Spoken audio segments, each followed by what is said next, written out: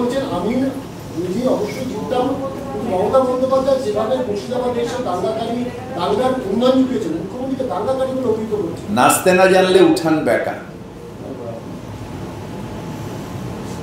আমি অনেকগুলো টিভি চ্যানেলে বলেছি,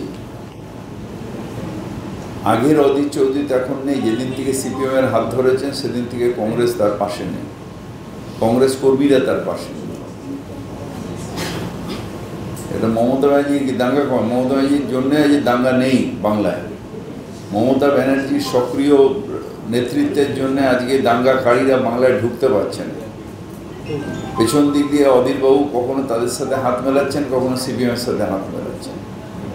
মমতা ব্যানার্জির বলিষ্ঠ পদক্ষেপের জন্য এই দাঙ্গাকারীরা মাথা তুলতে পারেনি বাংলায়। মমতা ব্যানার্জি দাঙ্গা করবেন, মমতা ব্যানার্জি দাঙ্গার বিরোধী, দাঙ্গাকে ঘৃণা করেন। দাঙ্গাকে আটকানোর জন্য উনি নিজের প্রাণের সংশয় রেখেছেন।